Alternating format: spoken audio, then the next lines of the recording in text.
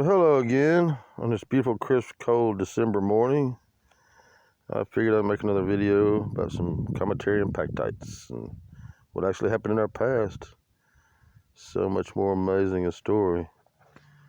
And if you're any kind of a biogeologist or a meltologist, you might find interest in this video.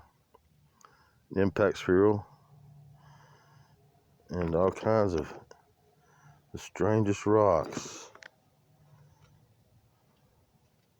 from the close passing of a sun-grazer comet that appeared 50% larger than the sun in the sky in October of 1811. Largest object ever witnessed in space. Everybody put full blame on the comet at the time. Passed in front of our planet late November, early December, left a trail of debris, produced a serial impact. Was it Captain Robert Alexander of Lincoln, North Carolina? Reported many people to see large fires across the skies. And that was in November of 1811. And that may have been the formation process for the Carolina Bays, Wetumpka, Woodblue, Middlesboro, Beringer, and Arizona. And the Kilmucker structure is just below this main impact crater in northeastern Marshall County, Mississippi. That's the center point for the entire Mississippi embayment from a massive meteor impact that shoved North America further up on Juan de Fuca, shutting off the channel between the island of California.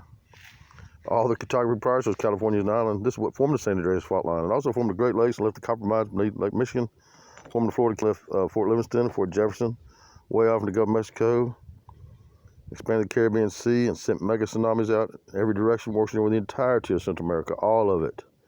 There's no way that the Spanish could have buried Tenochtitlan. That's not even possible.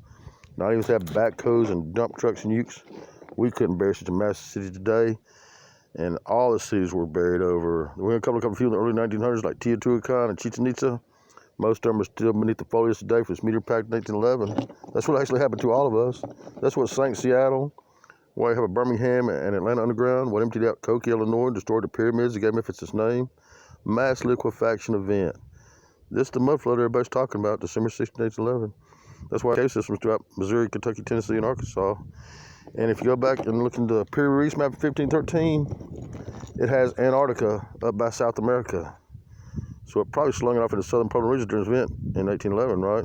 And if you can imagine, that gave us a tighter spin on the axis. It slowed our outer plates of mantle down a little further in relation to the inner core, increasing the rate of our dynamo, which gave us